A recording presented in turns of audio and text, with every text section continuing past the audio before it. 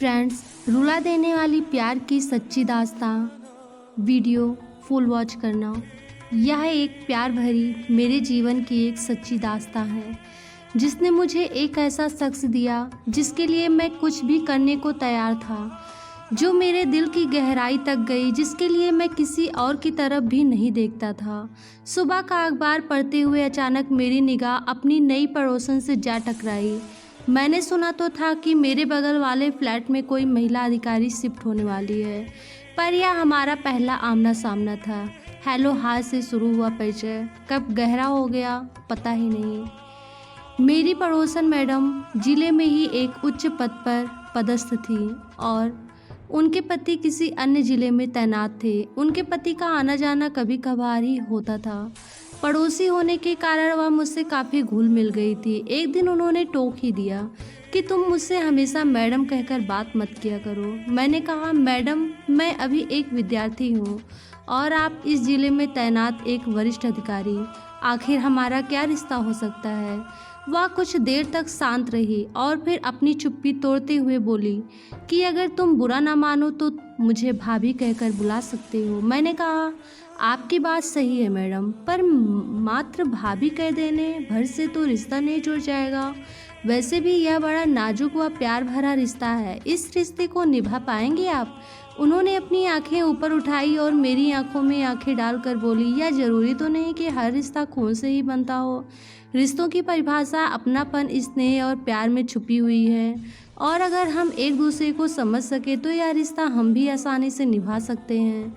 उस दिन के बाद से हम मुँह बोले देवर भाभी के रिश्ते में बंध गए। एक दिन सुबह सुबह उन्होंने मेरे दरवाजे पर दस्तक दी। गुड मॉर्निंग जनाब, विद्यार्थी जीवन में घोड़े बेचकर सोना अच्छी बात नहीं है। अच्छे विद्यार्थियों की तरह अपने करियर पर ध्यान दीजिए और पढ़ाई लिखाई में जुट जाइए। इससे पहले कि मैं कुछ कहता, एक अपरिचित आवाज़ मधुर सी मेरे कानों में टकराई। नमस्ते, मेरा नाम पायल है और मैं 11वीं क्लास में पढ़ती हूँ। मैं आपकी भाभी की इकलौती प्यारी बिटिया रानी हूँ और अब यहीं पर रहकर आगे की पढ़ाई करूँगी। मेरा नाम पायल है। अच्छा भाभी, तो आपने इन्हें हमारे बारे में पहले से ही बता रखा है। चलिए अच्छा हुआ, अब हमें परिचय देने की ज़रूरत नहीं पड़ेगी। तो ठीक है, हाथ मिलाइए और आज से हम दोस्त हुए। अब आप बताइए कि कैडबरी चॉकलेट पसंद है ना आपको? हाँ, क्यों नहीं, तो फिर शाम को आप कैडबरी चॉकलेट लेकर आइएगा। चल लट बदमाश के।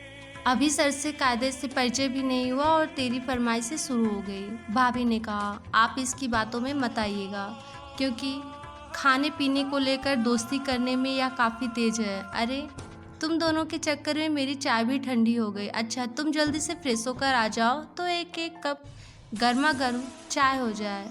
वक्त के साथ पायल मुझसे काफ़ी घुल मिल गई थी। वह मेरे खाने से लेकर बाहर जाने तक का हिसाब किताब रखती। जब कभी भी मैं देर से आता तो पायल दरवाजे पर खड़ी मेरा इंतज़ार करती रहती, और जब तक मैं खाना नहीं खा लेता वह कुछ नहीं खाती। उसकी मम्मी भी खुश थी कि पायल को बोर नहीं होना पड़ता, पर पायल के दिल में क्या चल रहा था उससे मैं और उसकी मम्मी बिल्कुल अनजान थे। वैसे कुछ सोचने का कोई कारण भी नहीं बनता था। वह कभी भी रहती थी, उसकी नज़रें मुझे ही देखा करती थी।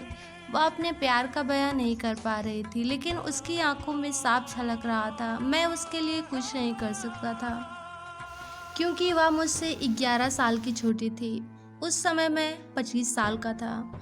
जब मुझे पता चला कि पायल के मन में मेरे लिए कुछ अलग ही फीलिंग्स चल रही है, मैं उससे दूर जाने के बहाने ढूंढ लिया, क्योंकि अगर समय पर मन को काबू कर लिया जाए तो इंसान बड़ी गलतियां करने से बच सकता है। स्टोरी कैसे लगी फ्रेंड्स, कमेंट बॉक्स में ज़रूर बताना। Thank you.